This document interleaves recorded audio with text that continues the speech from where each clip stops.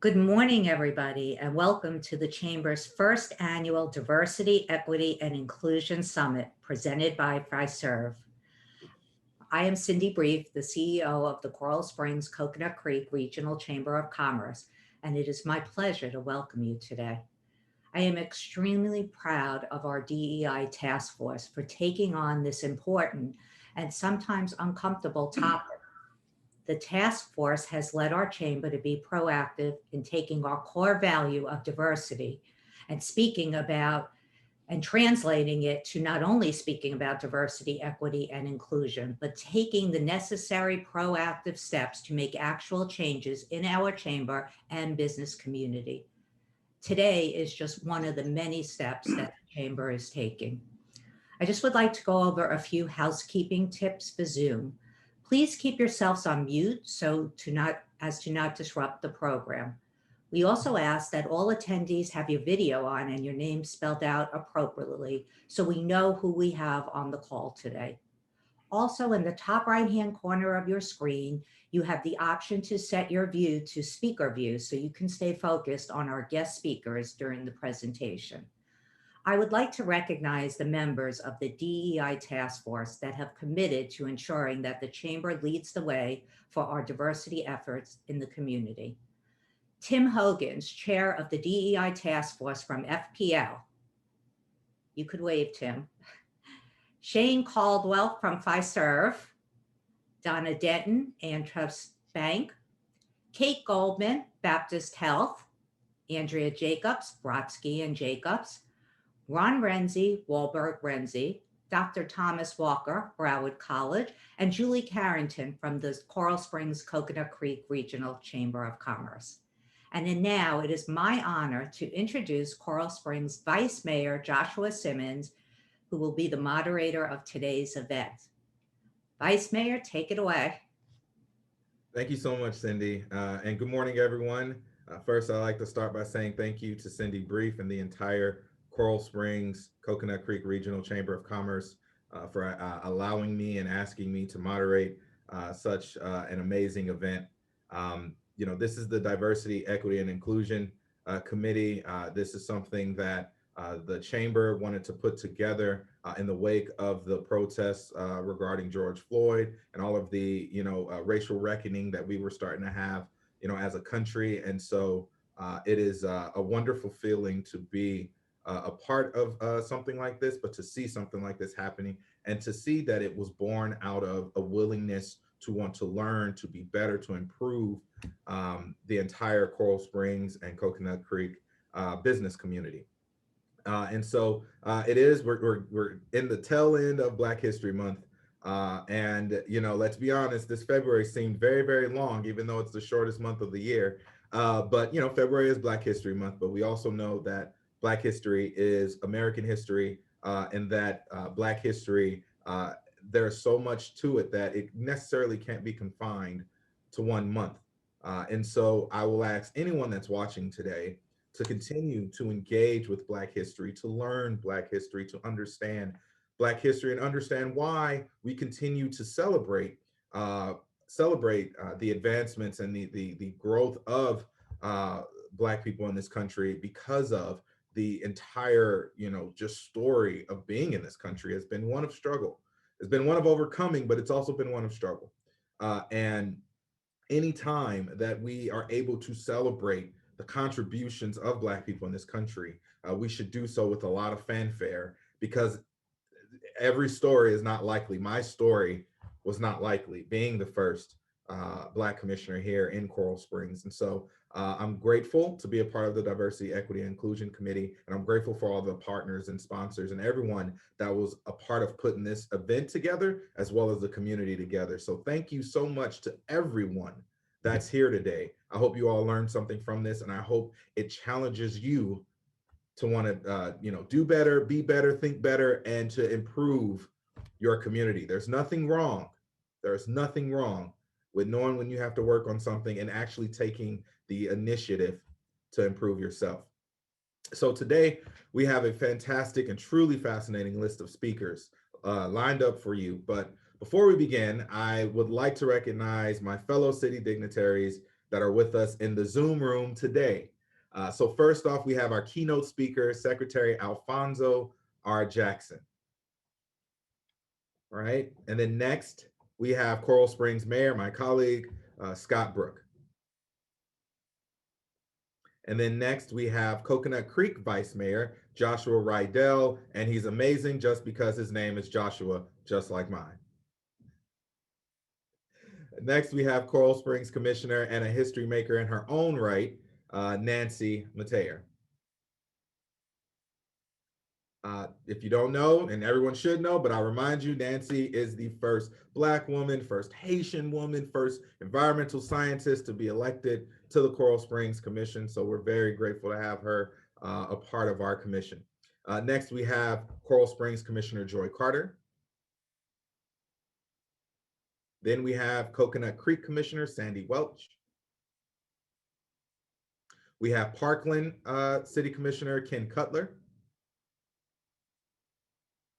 And lastly, we have Coconut Creek Deputy City Manager Sheila Rose. The Chamber also appreciates the sponsors of this event, and it is my pleasure to acknowledge them. So we have our presenting sponsor, Fiserv, our silver sponsors, the City of Coconut Creek, Baptist Health, and Al Hendrickson Toyota. And our bronze sponsor, Kelley, Kronenberg, Practicing Attorneys. The goal of today's event is to leave here with a greater knowledge of why there is a need for diversity, equity, and inclusion, as well as providing you with tools that you can use in your business to actively participate in this effort to build a stronger and more inclusive business community. As you can see, the Chamber is forming alliances and working with organizations throughout the state, county, and local level to provide a broader level of information. Many of these organizations are already addressing diversity, and the goal is that we all work together for the greater good. So without further ado, I'd like to introduce today's keynote speaker, my new best friend, Secretary Alphonso Jackson. Secretary Alphonso Jackson was appointed the 13th Secretary of the United States Department of Housing and Urban Development in March 2004. Nominated by President George W. Bush, he was unanimously confirmed by the United States Senate. And we all know in today's world, that's very difficult to get confirmation, sir, by the United States Senate due to his strong background in housing and community development, and as well as his expertise in finance and management. Prior to his appointment as secretary, Mr. Jackson was the Deputy Secretary of HUD, managing the daily operations of the $36 billion agency.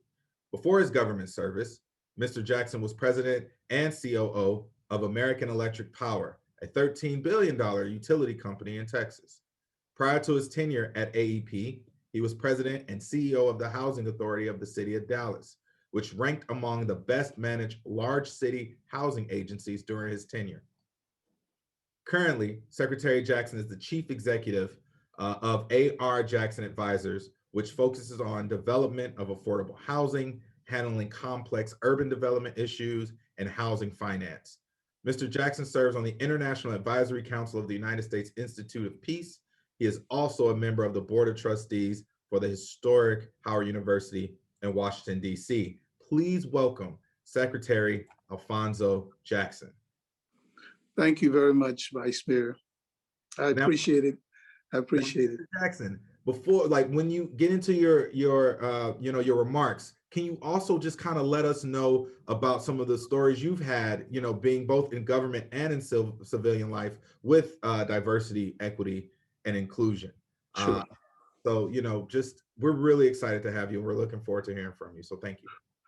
Thank you very much, Vice Mayor. I really appreciate it. And I'm glad that you all are doing this, and I hope that you will invite me back, even if you disagree with some of the things I might say today. I think what's very important for us to understand is diversity. And to me, what is diversity? Diversity is not necessarily about skin color. It's about your ideology perspective on life. See, no matter what color you are, one of the things I learned most important, it's not about what we see each other looks like, You know, one of the things that I've said is that I believe that when our descendants, our kids, look at us 20, 30, 40 years from today, they're going to say, why was there such discussions about what a person looks like, the slant of their eyes, the color of their skins? It won't make a big difference to them because the way we're moving in the world today, diversity and inclusion is the most important thing that we can think about. You know, Dr. King said something that I thought was the important thing. He said that the time to always do what is right at the time. I will tell you, I have a very unique experience. I'm the last of 12 kids. My father had a 5th grade education. My mother had an 11th grade education and was a nurse midwife. But they educated all 12 of us. We are the American story. It's not unique, but we are. And what's so important about the American story is that I listen daily when people say how bad our country is, but there are 20,000 people at the border, the southern border, that wants to get in every day. I can tell you about diversity, about equality, and what it means to me. It means we have to think about every day what America means to us. See, one of the things I found most important is when people criticize other people, it's a reflection of them. It's not a reflection of the person. And as I've said before in many speeches, remember, as Dr. King said before he gave the speech in Selma and Montgomery, Alabama, he said, it is the hater who suffers, not the person that is hated. That is very important to understand. So in the end, when I talk about diversity, I'm talking about, can 2, 3 people sit down with each other, have their differences, but yet have a conversation that each can accept and walk away. One of the things my father taught me is this: speak without being offensive, listen without being defensive, and always leave the person that you're speaking with their dignity. That's diversity. That's diversity. Too often we come in with a perspective that, oh, I know exactly what Josh is thinking. No, I don't. I can never know what Josh is thinking. I can ask him for his opinion, and he can give me his opinion, and I have a choice to accept it or reject it. Those are the only 2 alternatives that I have. If I reject it, it is not what we have heard today with Black Lives Matter, that it's systemic racism. There was systemic racism at one time in our country, but I can tell you it doesn't exist today. Are there racism in the country? Yes, there is. It's not going to go away. But it's not systemic, because when you talk about systemic racism, you're talking about something that emanates from the top all the way down. That would start with the President of the United States. I don't think that exists in our country today. Are there problems with individuals? Yes. Let me give you the best example. And I thought about this, Vice Mayor, when I was going to speak to you all today. Yesterday, I was at the Whole Foods store, and there was this white lady there. She was about 70, 80. I was in line behind her. And she said, when she looked and saw me, now we're at Whole Foods, she pushed me away. She said, get away from this counter. Someone would say that was her whiteness. What I said to her was simply this: you have a great day, and I look forward to seeing you again. She was shocked. Now, let me tell you what happened. After I checked out, she was standing at the door. She said, well, I'm sorry for what I did. I said, there's no problem. Now, I could have reacted and says, that's systemic racism. That's exactly what it is. No, my position was this. That was her problem, not my problem. I was there to buy some milk for my wife. So I wasn't, and I usually forget most of the things I'm going to buy for her. So I had to keep my mind focused on what I was getting. So it wasn't a problem at that point in time with me. But what occurred is this, is that she had to understand, and it got to her. That's the most important thing. Second of all, I think what is important is I was asked, and we're talking about diversity. I was asked by a good friend who happened to be white. He said, what can I do to help you? I said, get out of my way and let me be a human being. Simple. That's all you have to do. I don't need your help. I am not in any way in a position that I can't do for myself. What I need is for you to perceive me in the same perspective that you perceive everyone else. See, my father used to say something that if a person thinks that you need a special program in order for you to compete with me, you don't see me as a human being with the same sense of worth that you have. So I said to my brothers and sisters of the lighter hue, because, you know, you're not white and I'm not black.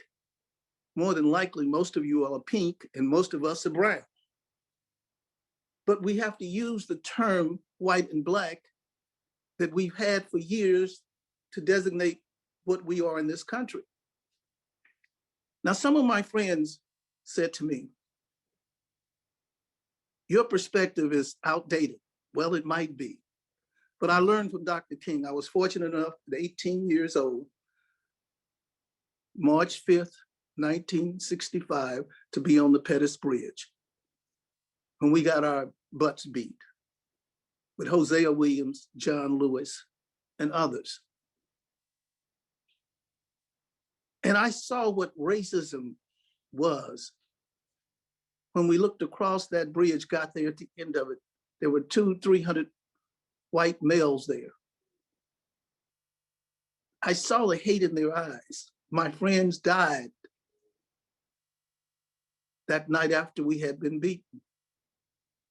But I also realized that there were people of the lighter hue on that bridge with us that got their butts beat just as badly as I had mine. One of the people I worked with daily at that time was a lady called Viola Russo from Detroit. Had 2 young kids. She didn't have to be in Selma, but she was there. She was there because she believed in the American dream. And that equality meant having equality.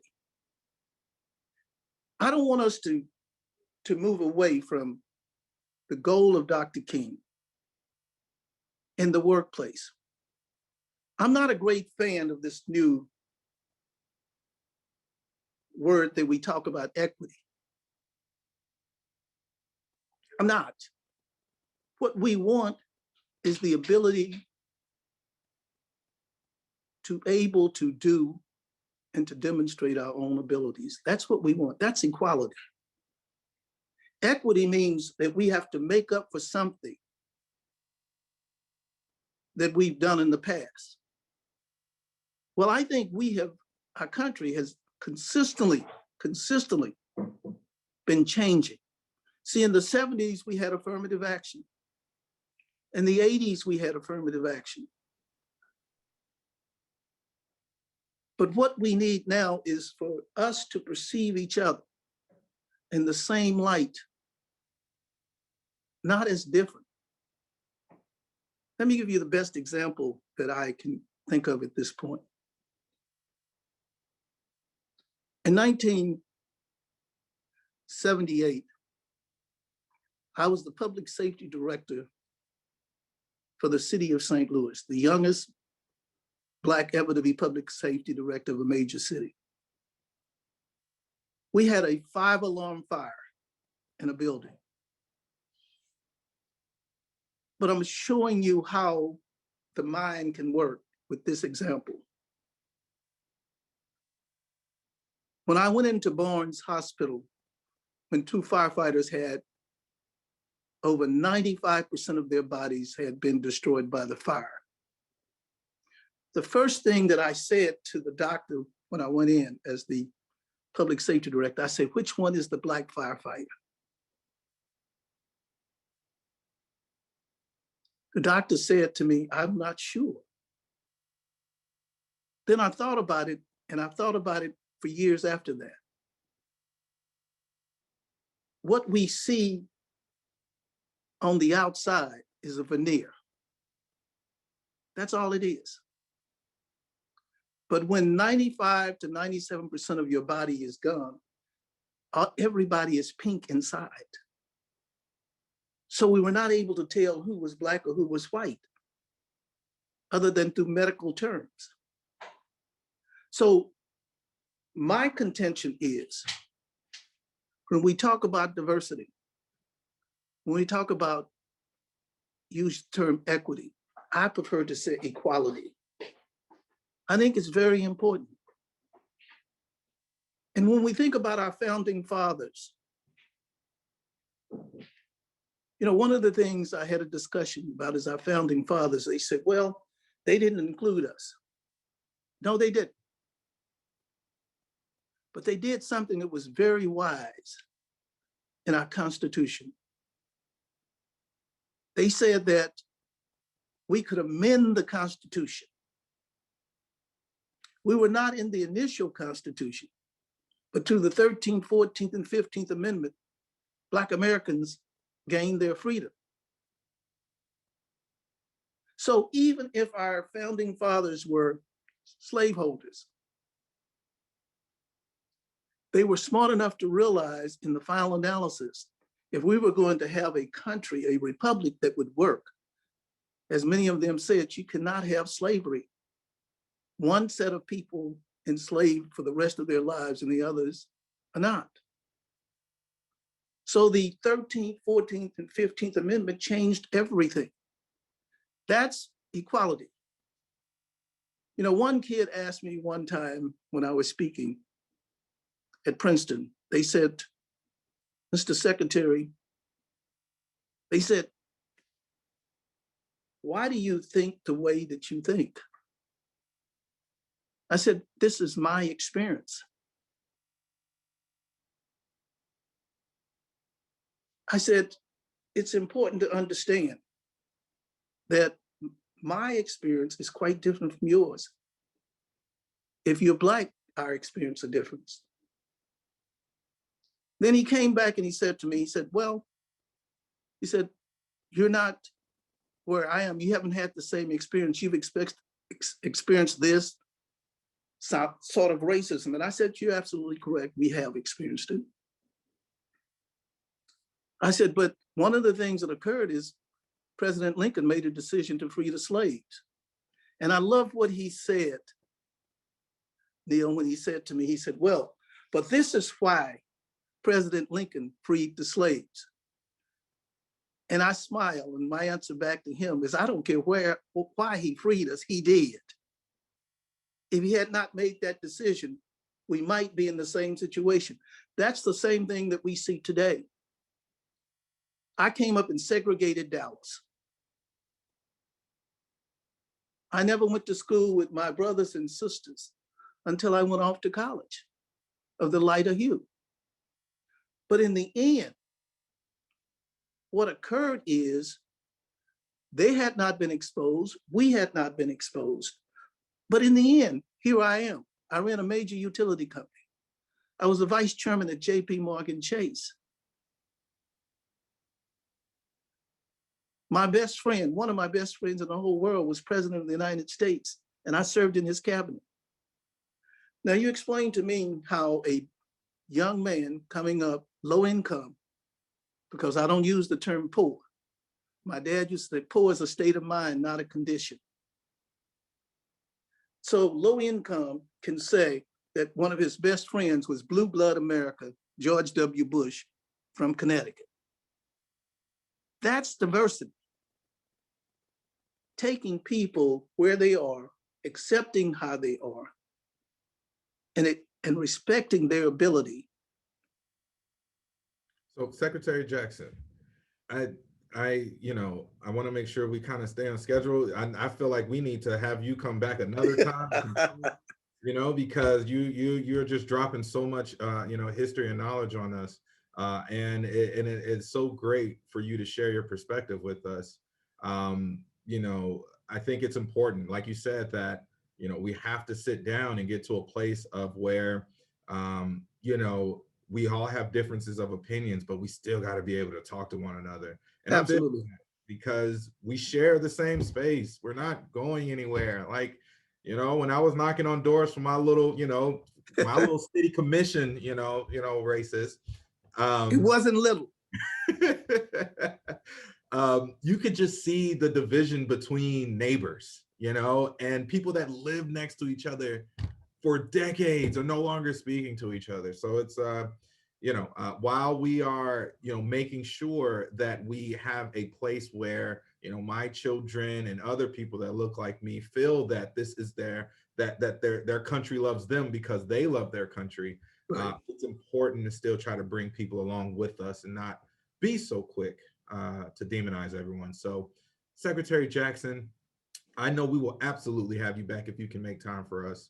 Thank you so much for sharing your stories with us, sharing your perspective with us.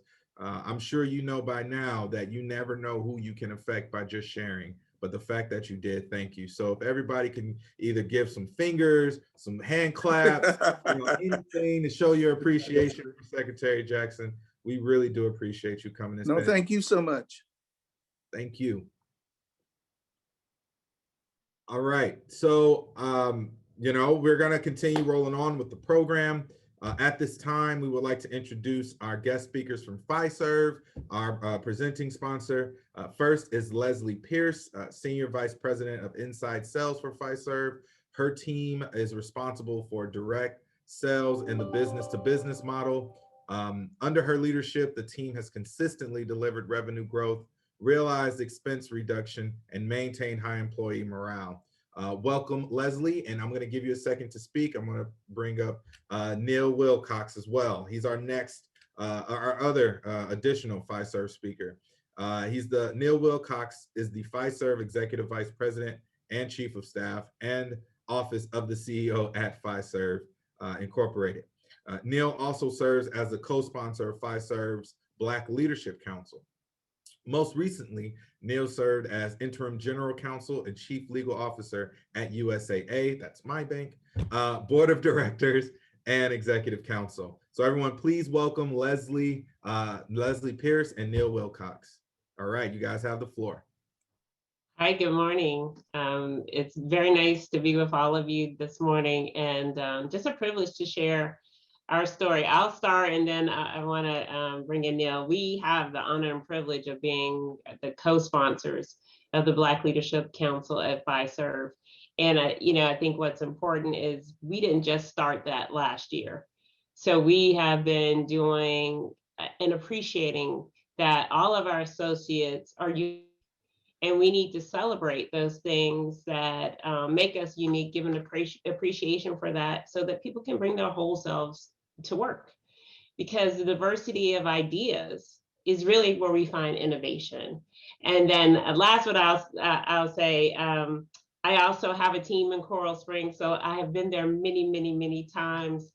I cannot wait till I can get on a plane and go see them again. It is one of my favorite places to go. Just an incredible space that you guys share. And I am very fortunate to work for a company that this does matter. And it's not lip service, it's not chartmanship. We'll talk a little bit about some of the great things Neil and I get to do together. So I'll turn it over to Neil so we can get started.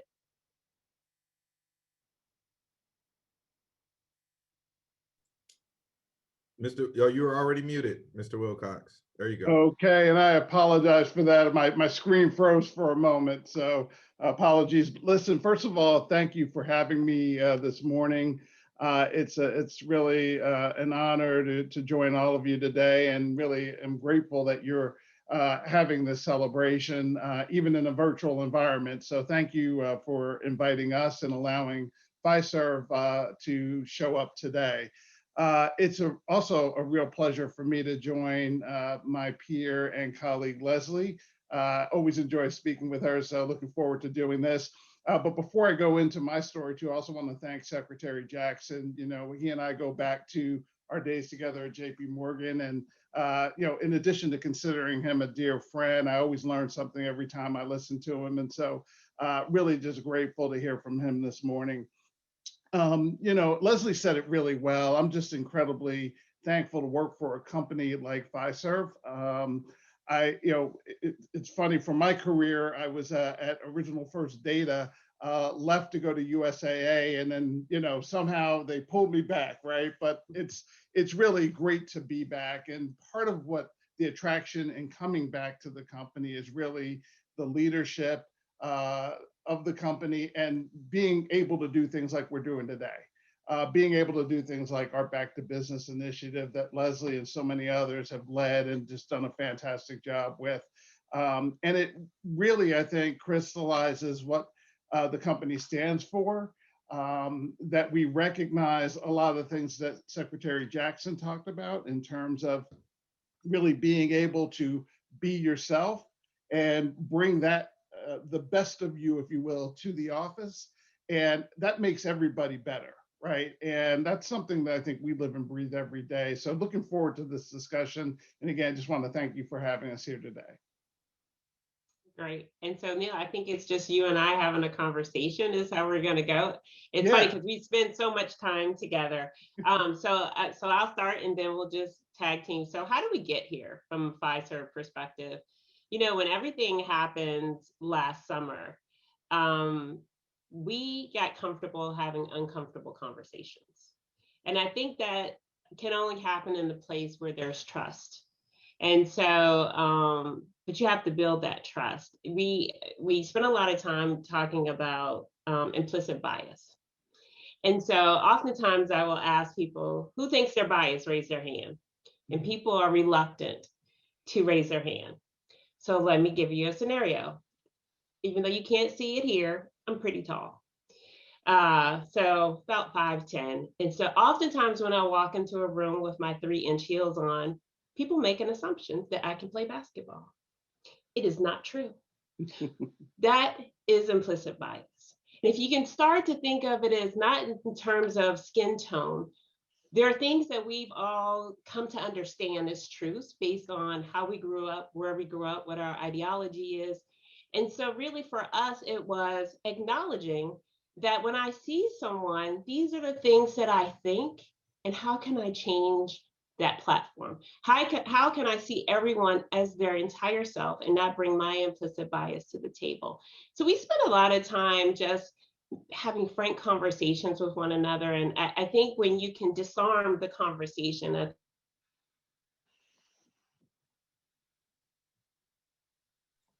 Well, it wouldn't be technology, right? If we the pandemic world, if we didn't have a screen freeze. So, Mr. Wilcox, can you kind of jump in for us? Happy to. And just you know, I'll go ahead. Oh, you're back, Leslie. Yes, yeah, I'll pick up the thread maybe where Leslie was going with it, and we'll see if we go to the same place. But I'm a big believer in that as well. And you know, I love the way that Leslie introduced it and introduces it to kind of kick off that uncomfortable conversation that often needs to take place.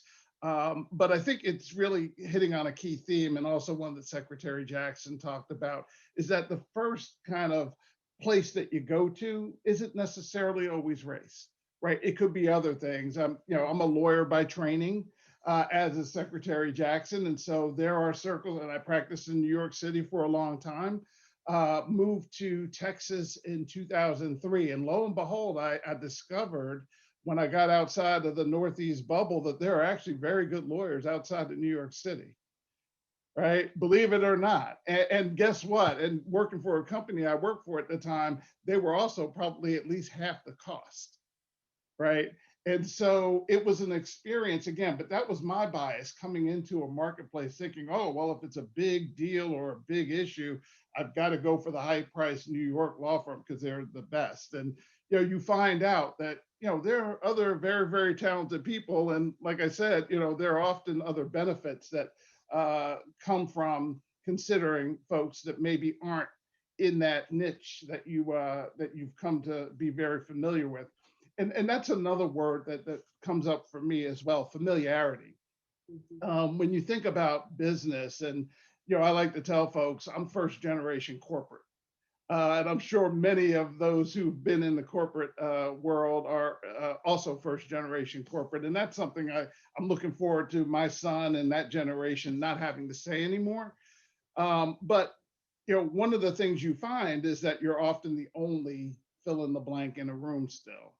And it's getting past that and getting to a level of familiarity where people then, I think, do start to see you for who you are and what you can bring to the table.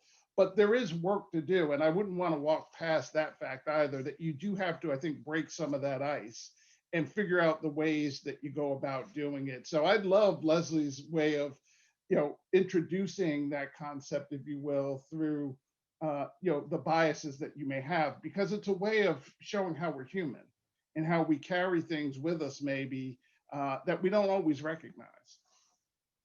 Yeah, thank you, Neil. And I apologize. As we know, the internet is a tricky thing during these times. So luckily, I have a backup in my house, so I just switched to the other one. So I'm not sure where I dropped off, but I did want to just share a little bit about our Back to Business program. And it's one thing I think Neil and I are both very proud of, that Fiserv, we are not just writing a check. And when we look at our Back to Business program, there are a couple of things we wanted to accomplish. One, we need to help Black and minority businesses survive and thrive, right? So there is financial help that we want to provide, and we did. And to this team on the screen, and Shane Caldwell, my colleague, one thing you may not know is the place that we gave the most grants is Coral Springs. The most grants went to Coral Springs.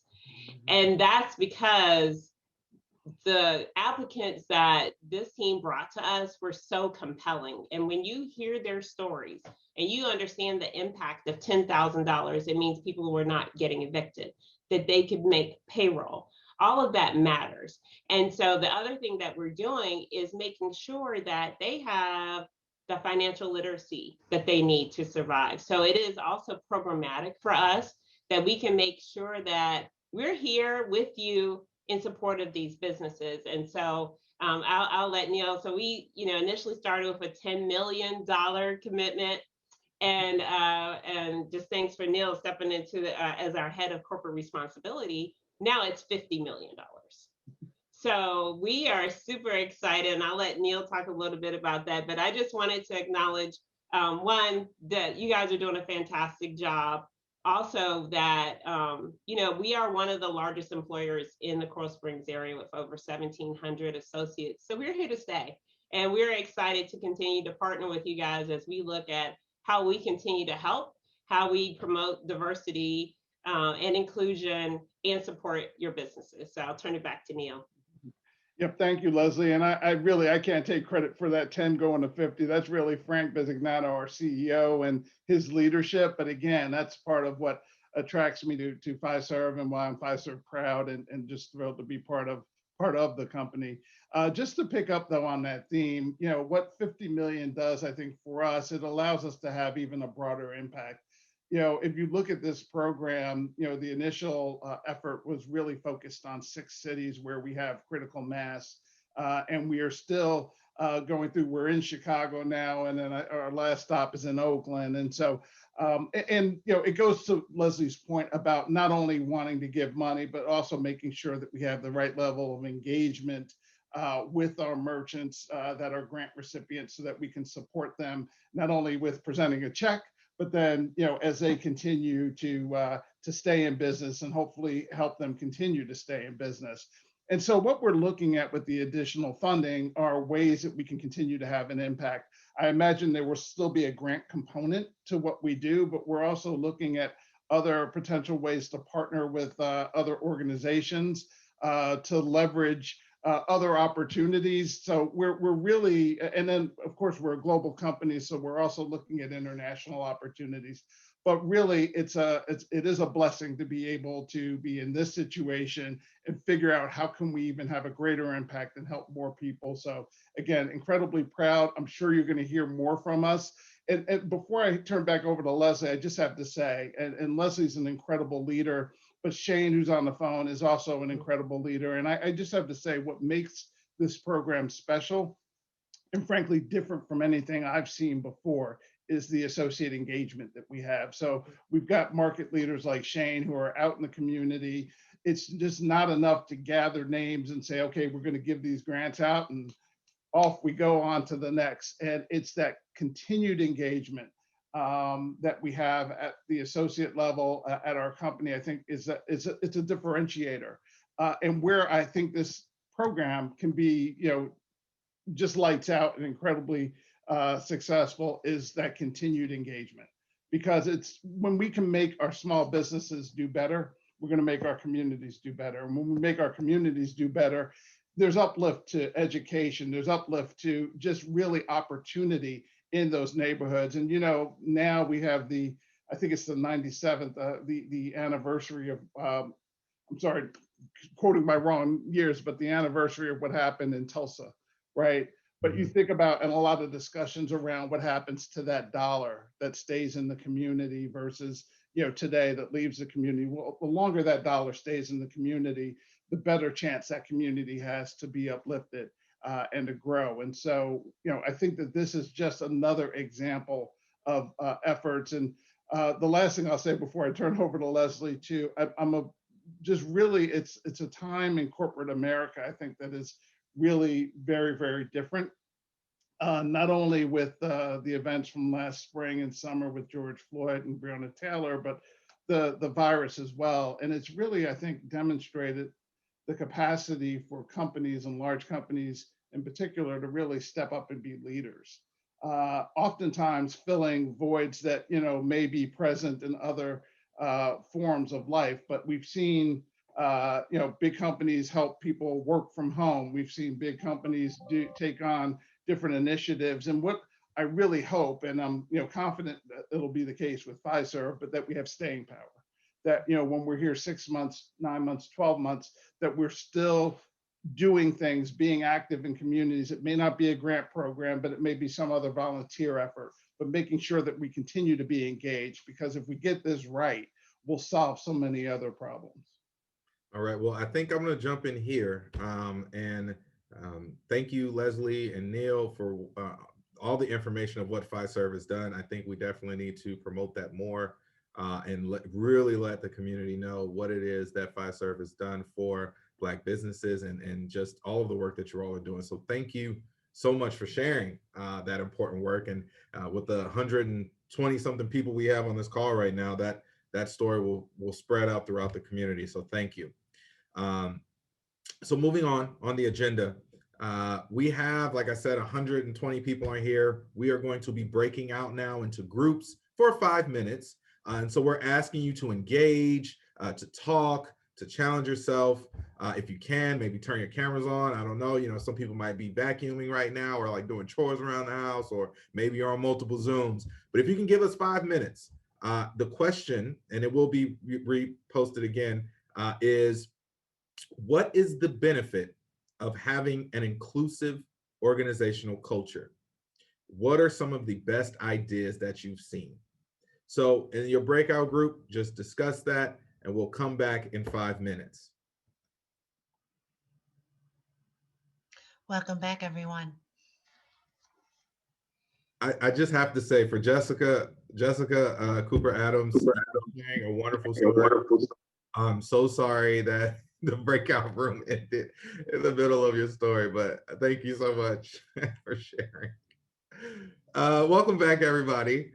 Thank you so much to the chamber staff for kind of making sure we had the breakout rooms. I hope you all had some wonderful discussions. I know 5 minutes may not seem like a lot sometimes, but we got to use the time that we have.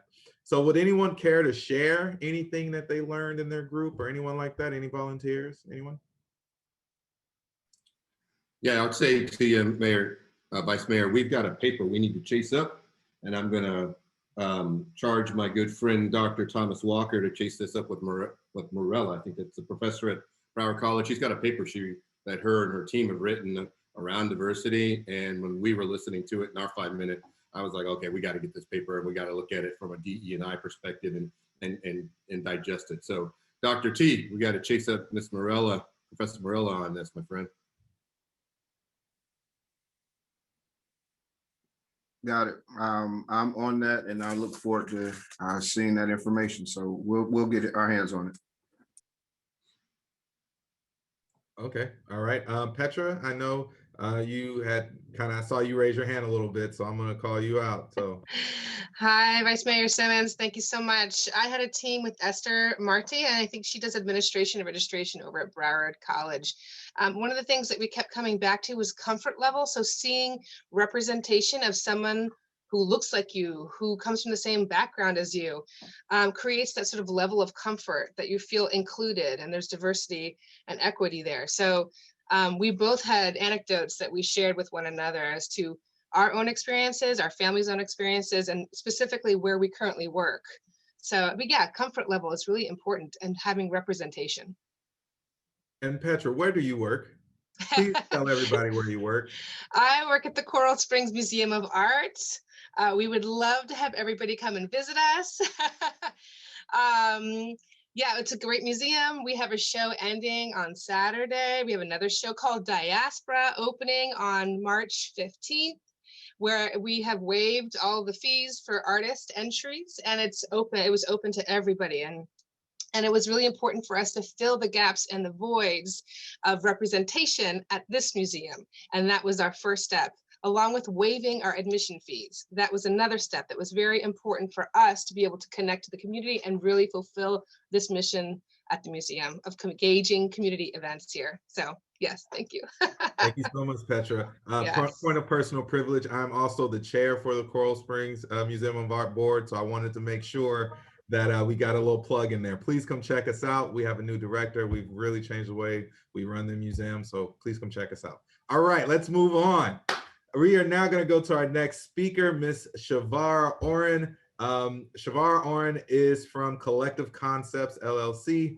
Ms. Orrin is an award-winning diversity and inclusion practitioner, social entrepreneur, published author, social justice activist, independent filmmaker, and dynamic public speaker. I mean, I could continue to just throw out adjectives, but we may run out of time. So everyone, please welcome Ms. Orrin. Hi, everyone. I'm going to share my screen.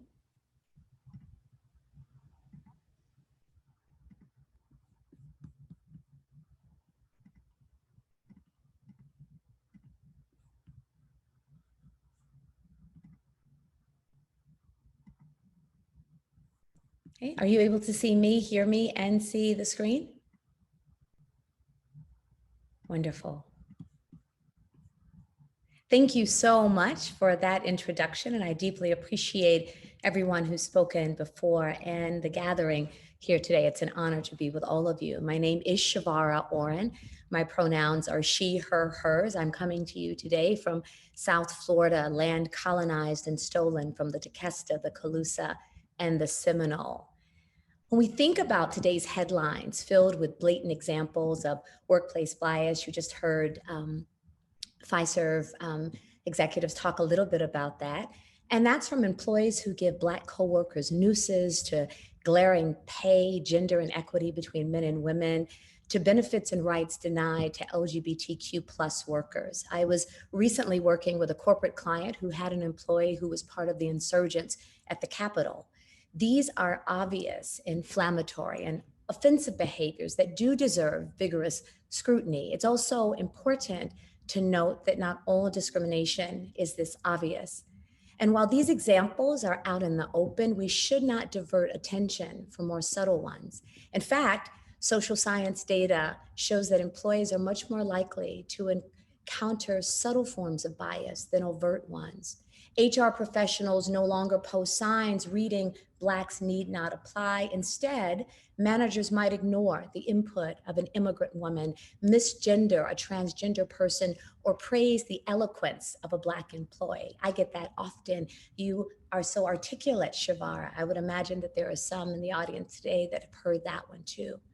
These behaviors, microaggressions, or as a couple of colleagues of mine, they've now coined a new term. It's called subtle acts of inclusion. Tiffany Jana and Michael Barron just wrote a book of the same name. Microaggressions, it's a term, some of you might have heard it, and it's typically describing something that's brief, commonplace, daily, verbal, behavioral, could be environmental. These indignities, intentional or unintentional, but they communicate hostile, derogatory, negative attitudes toward stigmatized or culturally marginalized groups of people. I invite you to watch a very short video clip, and then we're going to come back and talk about what you saw.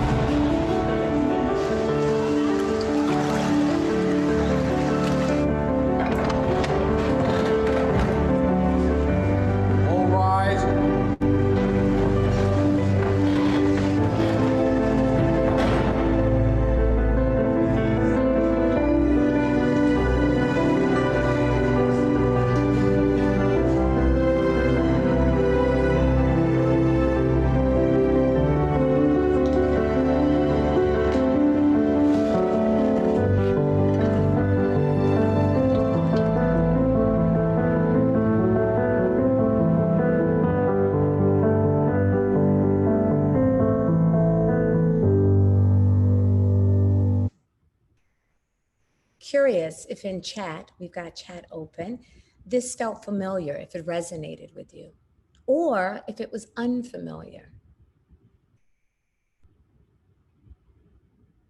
Looking in chat to see. Definitely familiar. Thank you for that, Jaminique. When we think about the varied experiences that our colleagues have, particularly at the intersection of identity, intersectionality, a really important term to lift up, that he doesn't just exist as a Black man, right? He may identify as cisgender, heterosexual, he might identify as gay, able-bodied, disabled, have neurodiversity, he's a parent. And when we think about what this means, if this is someone's experience prior to even coming into the workplace, they've had all these set of experiences. You speak excellent English, might be meaning, our intent might be meaning to be positive, but we other someone because what we're saying is you perhaps don't quite belong here. Everyone can succeed if you just work hard enough. That's the age-old bootstrap theory. Well, if you don't have boots or you don't have feet, that theory just doesn't work.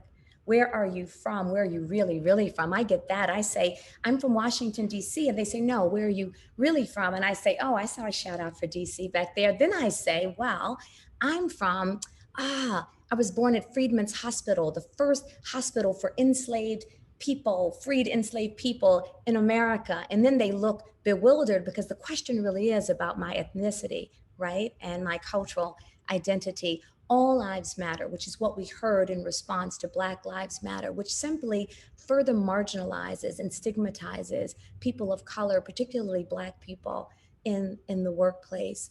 When we think about the very types of I'll put that in the clip. Yes, thank you for that, Cristobal. When we think about the very types of unconscious bias, affinity bias, confirmation bias, attribution bias, and conformity bias. Affinity, because we are similar. We talk about, how many of you hear about cultural fit in the workplace? And instead of cultural fit, we should be thinking about cultural add, because cultural fit means they're not quite like us, not quite like me, right? Confirmation bias simply confirms ideas that we have. Chimamanda Adichie, who's a brilliant poet and writer, she has an incredible TED Talk. She says, show a people as one thing, as only one thing, over and over again, and that is what they become. And she says, the danger of the single story, the single narrative, is that it turns into stereotype. And the problem with stereotype isn't that it's just untrue, but it is incomplete. So when we have incomplete ideas, narratives and stories about people that we work with, we make those up, right? And the question we might be asking ourselves, perhaps we should interrogate our own complicity in these systems of inequity, is, am I holding on to a single narrative that no longer serves me? So I ask you, not necessarily to answer in this moment, but what single story, what narrative do you hold about another group of people that perhaps informs and inhibits you being able to build stronger, inclusive relationships in the workplace? When we think about what we just saw in that video, all the barriers and burdens that that Black man in one day prior to getting to his job experienced, we know that there is a real physiological and psychological impact of racism and microaggression in the workplace. There are some researchers at Stanford, they kind of coined it a Black PTSD, that months after, 3 months later, Black people and other people of color are still reeling. And the way that shows up, heart disease, diabetes, mortality. This is a brilliant book that was just published by one of my mentors and colleagues, Mary Frances Winters, Black Fatigue. She talks about how racism erodes the mind, body, and spirit. And she came up with this book. I did a little bit of research for it because we were hearing from millennials in the workplace who were saying, I am tired. I am tired of having to explain. I am tired of having the emotional burden of being the one who was always educated. I am tired of centering white comfort in the workplace. And so we were doing some research around this. I have to lift up, and I think it's important that we do name levels of system. Microaggressions, the way that we might unintentionally other, marginalize, or subjugate someone in the workplace, happens on an interpersonal level, right? That's between me and you. But there are levels of system. And if we do not delve deep and interrogate level of systems within our own organizations, there's interpersonal. Well, first there's intrapersonal. It's how I am seeing the world around me. It's not just how I identify as a Black woman who also happens to be the daughter of a white Jewish mother and a Black father who are civil rights activists, but it's how the world sees me. Then there's interpersonal. That's me and you, how we engage. You might say, I don't use the N-word. I hire a Black person. I work with Asian people. But then there's an institutional level. That's the organizations to which you all belong. And racism is systemic in this nation. And the reason we're not able to get rid of it is because it's structural. It's embedded in the very fabric of every aspect of this nation. And when we think about this physiological and psychological impact of racism, of microaggressions on Black people and other people of color, there's a brilliant book that I'm reading by Resmaa Menakem, My Grandmother's Hands, Racialized Trauma and the Pathway to Mending Our Hearts and Our Bodies. And Resmaa says, it's a New York Times bestseller, that the reason we've not been able to move beyond race and racism is because we've been trying to deal with it intellectually and cognitively, and that racialized trauma lives deep in our bodies. I also want to lift up another perspective because language matters. One of my favorite writers, poets, who's no longer with us, June Jordan, said, language is powerful and political. There's a growing group of people, of employees within your own workplaces, especially since George Floyd and Breonna Taylor's murder and the racial unrest that catalyzed the globe, who are saying language matters. And that's not only use language that centers comfort, but language that speaks to the real experiences. So this quote by Dr. Ibram Kendi, where he says, I do not use microaggression anymore. I detest the post-racial platform that supported its sudden popularity. I detest its component parts, micro and aggression. A persistent daily low hum of racist abuse is not minor. I use the term abuse because aggression is not as exacting a term. And so I want to lift up that there are a wide range of ways that we can be on this journey. It is a continuum. And although we may have similar goals, the way that we get there is not going to be the same. And finally, I offer to you perhaps some tools, some tips, some ways that you can mitigate what unconscious bias looks like, not just in the workplace, but in the world. I hear this all the time as a diversity, equity, and inclusion practitioner. I primarily work with global corporations around the world, and marginalized people say, I'm never believed. I'm afraid to come forward because I know nothing will be done. So first, believe the experiences of marginalized employees, especially those at the intersection of multiple identities. If a woman is Black and an immigrant and disabled and identifies as a lesbian, and also comes from a lower socioeconomic status, her experience of oppression is going to be heightened in the workplace. Foster trust and reframe that narrative that Chimamanda Adichie talks about. It is possible to disrupt systems from the inside out as well as from the outside in. Recognize your own privilege and power. This is a difficult question, but I ask my clients to always ask this: am I complicit in upholding systems of inequity that I purport to want to dismantle? Interrogate cultural norms and white patriarchal centric archetypes of professionalism. There's a brilliant book that just came out by India Bill. It's called Performance Review. She's a 6 foot tall, brilliant, bold, beautiful Black photographer. And she dismantles this idea that there is one way to look and be professional in the workplace. If when you hear executive presence, you see a tall, middle-aged white man, it's time to reframe the narrative. Strengthen policies. This is a systems level. Remember, I said this work is systemic. Hiring criteria, career coaching, performance reviews, promotion and compensation. There are organizations now on the further end of the spectrum who are actually talking about corporate reparations and what does that look like in terms of pay equity in the workplace. I just want to leave you with those ideas about ways that you can perhaps reframe, disrupt, and reimagine a more inclusive workplace. Thank you. Wow. Chevara, you speaking the gospel, and any other synonym that goes with that, synonym that goes with that. I mean, just because I'm Black doesn't mean I, can't learn more from, folks like you. And so I really appreciate that. And I hope that the words and the message that you sent today resonates with everyone in this Zoom today, and that it will lead to more inclusive practices in their own businesses. So I definitely look forward to hearing more from you. I am going to be following you in everything that you do. So I am a fan. Thank you so much, Chevara. Everyone, please give a round of applause, fingers, spirit fingers, everything. That was really amazing. Thank you. Thank you. All right, so we're rolling. We're gonna go back into our breakout groups. Hope you all are ready to participate again. We already got one under our belts, so you should be warmed up. So the question for this group breakout session is, what is subtle discrimination? Give an example and provide a recommendation for how to change this. Welcome back, everyone. Again, I hope you had some great discussions in your groups. So just like the last time, I'll just ask, and hopefully I can see some hands go up. Or someone, if they would care to share what they learned or what they heard in their group.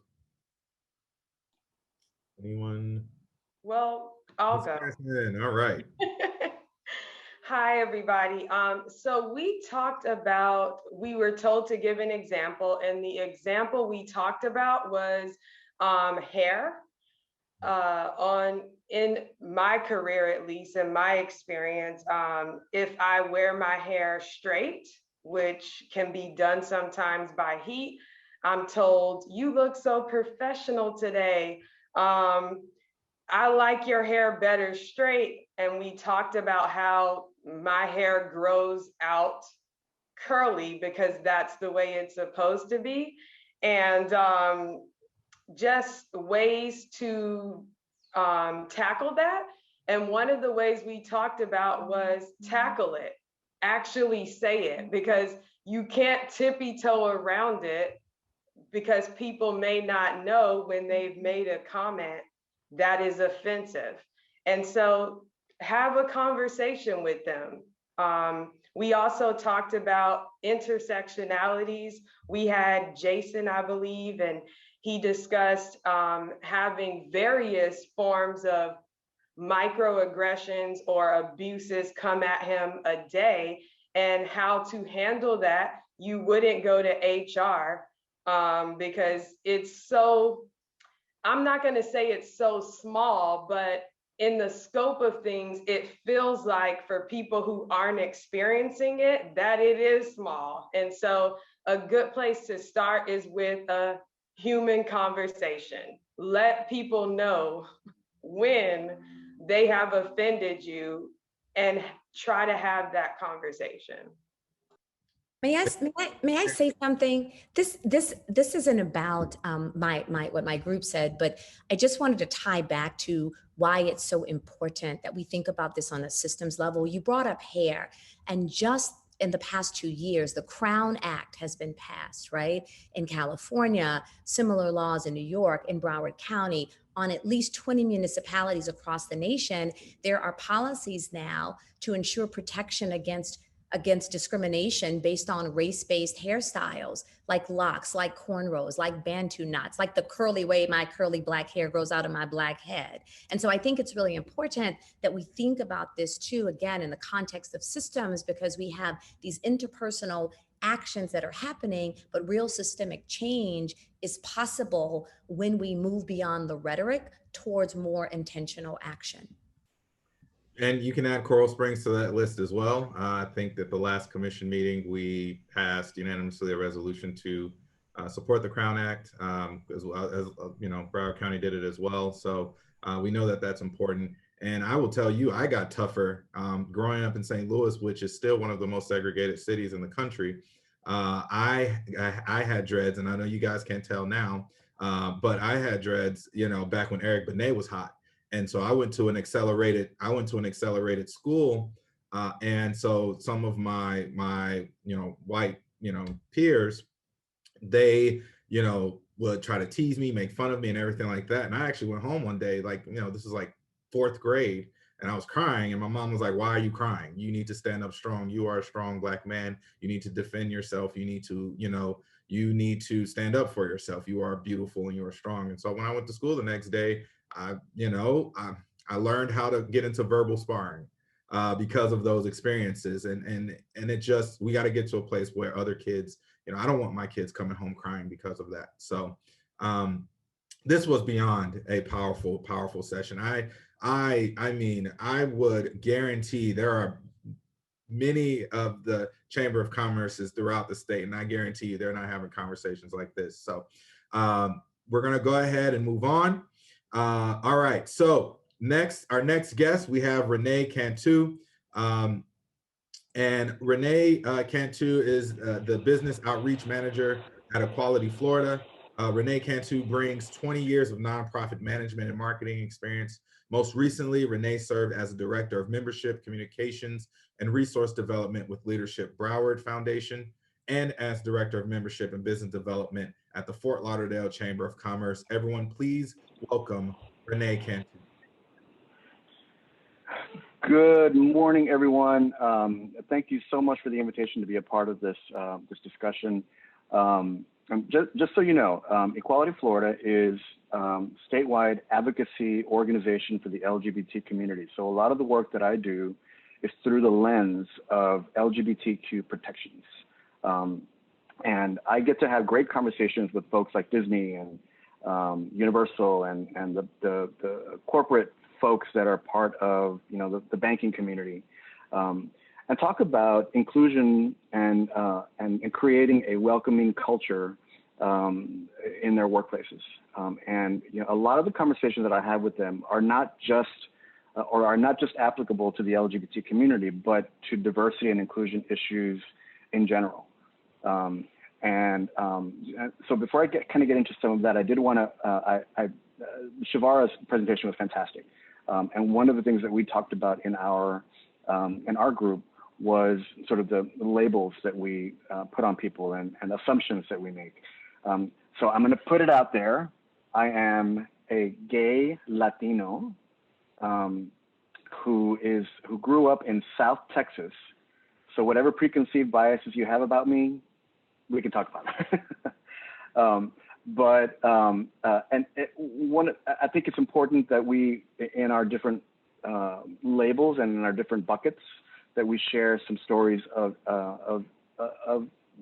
stuff that has happened to us, or stuff that we've gone through in dealing with race issues or discrimination issues. I had an incident where I was enjoying a glass of Pinot Grigio at a wine bar, and a woman comes up to me and starts talking to me as if to sort of maybe pick me up. Little did she know. But one of the things that came up in conversation was the fact that I am of Mexican heritage. And because of the climate in this country right now, her stance changed, and she started saying, "Oh, you need to go back. You need to go back to Mexico." And little did she know that I was born in South Texas. I attended Yale University, one of the most prestigious colleges in the country.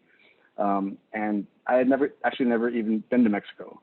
So it's those kinds of aggressions that I think are very prevalent in our communities, and they need to be talked about. Getting back to kind of the discussions that I've had with folks in the business community about diversity and inclusion issues, there are so many benefits to companies that practice diversity and inclusion, that put policies in place, and that put those policies into best practices. There's some obvious things that you may already be familiar with, but it's important that we talk about them, or that we vocalize. Number one, when you have these policies in place, and when you create that environment that is welcoming, you're obviously going to have employees that are going to be happier. And when employees are happier, they are more productive. And when employees are more productive, your company is more successful. There's also a perception from the community and from those people that you want to do business with. If it is known that you have these policies in place, that you are working to create a culture that is welcoming to all people, whether it's in the workplace or to customers, they're going to want to do business with you. So, Fortune 500 companies that put policies in place that protect individuals based on all the different classes have been shown to be more successful once it is known that those policies are in place. There are great conversations that I get to have with folks about how those policies are being put into place. Specifically for me, it's important for me to understand their LGBTQ inclusion policies and what they're doing to kind of improve and to make that environment so welcoming to that class. Because when you consider discrimination issues based on sexual orientation and gender identity, our groups are probably the most marginalized groups, because it is such a cultural thing to be uncomfortable or to be closeted. Those issues come up, and then all the intersectional issues that come up when you are both LGBT and Black, or LGBT and Latino. I think when you have a discussion about diversity and inclusion, it is important to talk about issues that are affecting the Black community, but we also want to consider issues that are being dealt with in the Latino community and in the LGBT community. Those are my comments. Thank you so much, Rene, for sharing. And I see the background, your virtual background, and that is a huge step forward in this country, having the Equality Act passed in the House. We know it needs to get through the Senate, and make its way to President Biden's desk. You know, the thing is we need to learn as a society to just let people live their lives, let people love who they want to love, right? However you feel about certain issues and things like that, that's on you. You know, live your life, control your life, do what makes you happy, but don't interfere with what makes someone else happy. If someone wants to live who they are, no matter how they identify, no matter what gender they want to identify themselves with, let them do that. That's their life. We all have a right to finding what our own happiness is in this country. That is written down in one of the most sacred documents in the world. And so, you know, it's sad that we got to have these protections, but you know what? Until we get to a point where we no longer have to make people feel ashamed of what they feel inside of them, then we need to continue to protect those folks like that. And so, Rene, thank you so much for being here with us today and sharing a little bit of your story as well. Well, and to the point that you just made, I think, you know, it's great to put it out there to not discriminate or to act in any way that devalues anyone that is around you. But even subtle things like, you know, before I was out and open about my sexuality, I sometimes felt uncomfortable in the break room at work when my coworkers were talking about what they did over the weekend with their families. And I didn't feel comfortable sharing that I had been with my boyfriend and what we did.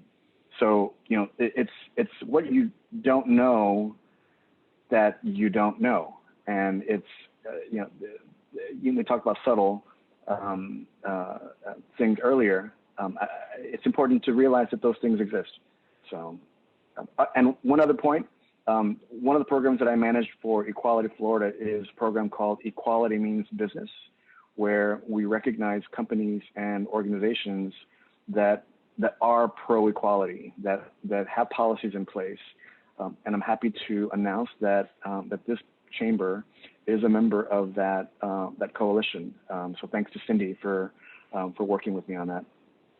Thank you so much, Rene. And if you can, please drop the link for Equality Florida in the chat so that people can find out more information on the organization. I know of Equality Florida. You all do great work. I've partnered with you on some statewide issues before. And so thank you so much for being here with us today, Rene. Thank you. All right, we're going to go back to our breakout group. So, you know, come back. Let's pay attention again. Let's interact. Let's engage. The question for this breakout session is, how have you challenged yourself to be more inclusive in the workplace? And that means inclusive of all intersectionalities, gender identities, sexual orientations, things of that nature. So how have you challenged yourself to be more inclusive in your workplace? See you all back in a couple of minutes. All right, everyone, welcome back. Welcome back. I'm going to take a speaker's privilege and ask someone that was in my breakout group to share what they are doing to challenge themselves to just be not just more inclusive in the workplace, but just more inclusive in their mindset and in the world. Jessica, will you mind sharing with us what you're doing? Yeah. Hi, everyone. For me, it's about doing the work instead of burdening people to, I mean, of course I want to listen, I want to hear your story, but I need to do the work. So I have, this is my reading, A Black Woman's History of the United States. I actually have my grandmother's hands and I have white fragility. So I'm doing the work to educate myself.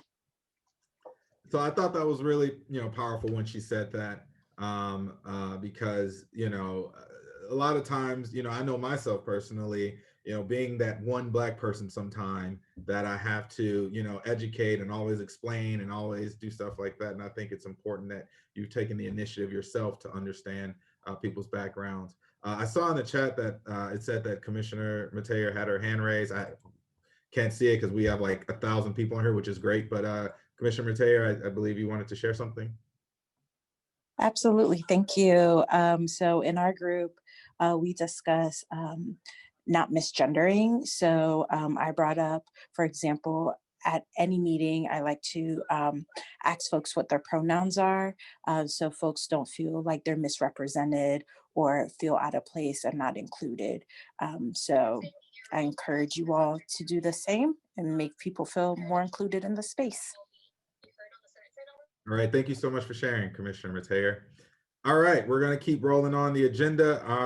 Our next guest speaker is Carla Harris. Carla Harris is the Managing Director of the People Institute. Carla has created the racial awareness and cultural equity town hall. In addition, Carla is the creator of the Diversity Challenge, which is a call to all companies, institutions, agencies, and nonprofit organizations to accept the challenge to create a racially diverse 21st century workplace. Please welcome Carla Harris.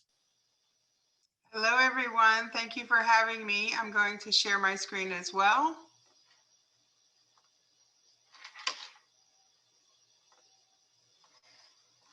All right. First of all, thank you, Cindy and team, for inviting me. I am so honored to be on a panel with the speakers that we have had today.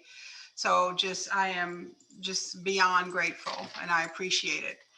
And I think it's pretty apropos that talking about the challenge is our final discussion today, because we have heard from so many great speakers, and why now is the time to put some action behind what we are discussing. There are many task forces and many committees and commissions that are talking about what needs to happen, and we are ready to give you steps that you're able to put this in place. So last year we hosted the Racial Awareness and Cultural Equity Town Halls between August and December. And some of you on this call may have attended one or two or all four of them. Chevara Orrin was our initial speaker as we kicked it off in August. And from those town hall discussions came the Diversity Challenge. So what we're going to do is I'm just going to share what the challenge is, and we'll have questions at the end.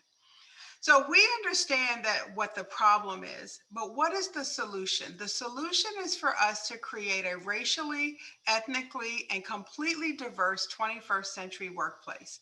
So in creating the Diversity Challenge, we have provided a 6-month opportunity for organizations to accept 1, 2, 3, or all 6 challenges. So I would ask you, is your company ready to take immediate action to create formal mentoring programs with a formalized process and small group discussions? That's our first challenge. We need to be able to have conversations in brave spaces in the workplace. The second challenge, is your organization ready to develop a corporate responsibility program and reach far and wide to embrace community organizations that are desperate for mentors and desperate for opportunities to move into the workspace? Is your organization ready to give back to a community that has supported it for years and years? The third challenge is to establish a program that creates a formal legacy and progression and succession process for people of color and every level of diversity within your organization. Is there a formalized process for promotion, training, leadership development around diversity and inclusion? Are you willing and able to use a blind application and recruitment process? I think in one of the groups that I participated in, someone talked about that. But let's really dive into what that means. Remove all identifying information until it is absolutely necessary for the candidates that are applying to be a part of your organization. Creating selection committees that represent the diversity that you're looking to grow your organization. Challenge number 5, are you willing to establish recruitment and internship programs by partnering with historically Black colleges and universities, Hispanic serving institutions, minority professional associations? There is no need for any leader in any organization in the great global economy that we are in right now to say, I can't find good talent. It means that you're not looking and you're willfully ignorant to what's around you. There is great talent in so many places. Is your organization willing to accept the challenge to partner openly with these places and organizations to have that as a recruitment pool? And then finally, the 6th challenge is, are you willing to use accountability metrics and put your money where your mouth is? Are you really willing to link compensation? Chevara talked about corporate reparations. Are you really willing to link compensation to those in leadership based on the diversity practices within that organization? So these 6 challenges came from you, the residents, employees, employers, government agencies, state, local, and federal participants that were a part of our race awareness town halls last year. So this is what we are asking organizations to do. Accept the challenge. Diversity, equity, and inclusion is not a box to be checked. It is not a policy that we put on a shelf. It is a part of the fabric of the culture of an organization that we work in. So you ask yourself, how do you do this? What if I'm here? What if I'm not ready? What if I'm doing a little bit and not really doing enough? So we have created 3 tiers. The first is diversity ready. So perhaps your organization is ready to move forward, but not quite sure what to do. So you're not ready to bite off 6 challenges. So you're ready to tackle the first 2. Diversity performance. You're kind of in the middle. You're doing something, you're moving forward, but you don't really have a formalized process. Diversity performance takes challenges 1 through 4, and we implement them and make sure that your organization has the ability to create a long-term process.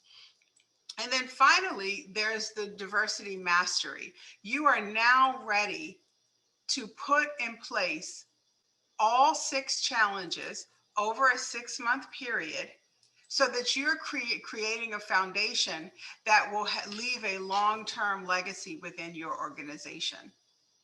So the diversity challenge is monthly, it's actionable, and it's measurable. And how do we measure? We measure with accountability. So what you see on the screen right here are the action steps for the first challenge. So when we meet on a monthly basis, we're asking the questions. Have you done this? Have you identified a lead employee for the program? Have you created logistics and requirements for a managed mentoring program? Have you created the company guidelines or the program guidelines? Have you created the enrollment forms? And that's just in the first 30 days. Each challenge has a 30-day process, checks and balances for every organization who accepts the challenge. And we walk you through every single step. So finally, which challenge are you willing to accept? Which challenge is your organization willing to say yes to? So I'm going to yield my time back and stop my share. Thank you so much. I think that is incredibly important. This information, the challenge itself, Cindy, it's being sent out to all the attendees of today? Or do they need to contact Carla themselves? What do folks need to do to make sure that we have this information in their hands? Carla, what would you like us to do? So I put the link to the challenge website in the chat. And what I am asking, and Cindy and I have spoken about this, is let's adopt the challenge with the chamber. Let's challenge the chamber members to accept the challenge and move their organization forward. This is a wonderful way for organizations to not just talk about diversity, but to really put policies and programs in place to move their organization forward. Awesome. Thank you. I mean, and I like the fact that it's actionable and measurable. Yes. Meaning that it's not just a pledge. You're not just signing on to a letter and saying, "Oh, I'm done. Yay, diversity." But like you're actually being intentional. And I think that's amazing. So I definitely look forward to seeing many companies within the chamber, but also throughout Coral Springs and Coconut Creek taking this challenge. So we're going to go into our breakout rooms. And the question for this is simple. Is your company willing to accept the corporate diversity challenge? And what are your ideas to get started? All right, everyone, welcome back. We are kind of rounding the curve. We are almost done with today's summit. I really appreciate you all hanging out, talking, getting engaged, being intentional in your conversations. And some of you really, challenging yourselves to see how you can be a better ally to, people from all different backgrounds and identities and things of that nature. So if you do have to leave, because I know we're nearing the 11 o'clock, that's fine. We are grateful to have you. We're going to close this out soon. We're going to have a bit of an open forum, which will not be that much long, but we'll have an open forum and then we'll close this out. So at this time, we would like to open the floor for a question and answer session with the panelists. We ask that you either raise your hand using the reaction function in Zoom, or we ask your questions in the chat. We will call on you to unmute yourself and ask it out loud. So if you have questions or anything like that, now is the time. So either raise your hand or ask in the chat. Let's see. I think Andrea Jacobs, you had your hand raised, I believe. No? Okay, sorry. All right, let's see. I'm trying to see if I can get some help, like Julie or Cindy or Becky. Dominique has a question. She has her hand raised. Okay, perfect. So from our robust conversation today, there still seems to be some questions about whether racism is systemic or not. I just wanted to have the panelists, if they would, give us some examples or some history that support whether this notion might be true or not. Well, if I may start, and I know we want to go with the panelists, but I'll start. And I say, yes, there is systemic racism because there were laws and policies put in place literally to stop, the freed slaves from assuming any type of identity immediately after the shackles were released from them. And so when you have things like that, and then institutions are built around those laws and policies, well, then it becomes ingrained and therefore becomes systemic when those institutions and those systems continue to operate without being challenged or changed to remove those harmful policies and laws that were put in place. So I'll add that part, and I'll let our guest speakers weigh in. I'll weigh in, and I thank you, Vice Mayor Simmons, and actually to further illuminate what you just talked about, because you were talking about policies in place. I mean, if we think about 1619, well, actually obviously before that, I gave land acknowledgement when I came on. So we think about indigenous people, but when we talk about 1619 and those 20 first enslaved Africans at the port of Virginia, and then we think about like the 1790s, we're at the height of our slave trade. Michelle Alexander in her book, The New Jim Crow, says we did not end the institution of slavery. It simply morphed its way into the prison industrial complex, right? Where we see disproportionate number of Black people, Black men and Black women in particular, in the carceral state. But a more perhaps salient example just from a few weeks ago, if we think about redlining, everyone in the room familiar with redlining, right? The practice, policy, and statute of ensuring that Black people could not move into particular neighborhoods. How many of you saw the story in the news just 2 weeks ago? The couple out in California, they had their home appraised. They had it appraised. They had put about $400,000 into it. It got appraised really low. They were talking to a white friend who stood up as a white ally. I think I got the best white ally as my mom in the world, but that white woman comes real close to my mama. That woman said, let me go and pretend to be you. So she de-blacked their home, whitened it up with her own images. Anyone remember what that house appraised for in terms of how much more? $483,000 more. Simply because a white woman showed up, right? And when I think about the way institutional racism shows up, I get misidentified, particularly here in South Florida, often as Puerto Rican, Dominican, or Cuban, never as a white woman. But I have to own the privilege of my proximity to whiteness.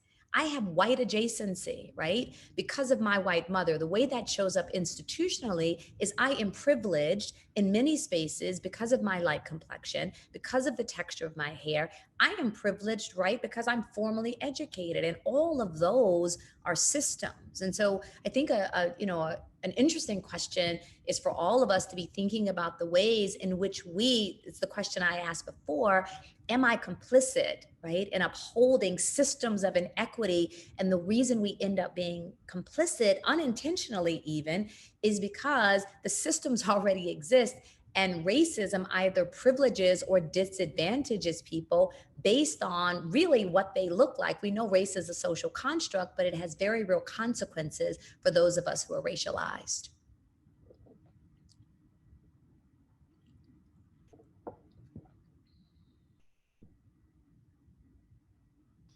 Vice Mayor, you're muted.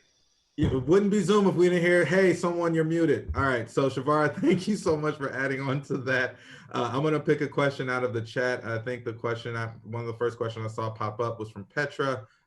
It was, do you think diversity through representation is important within HR reps within an organization? So if any of our panelists wanna weigh in on that. I would like to talk about that. And I think, yes, it's important. We have to look at having as diverse a panel across the board as possible. So we know that if there is no diversity within the group of reviewers, then the chance of there being diversity as the outcome is lessened.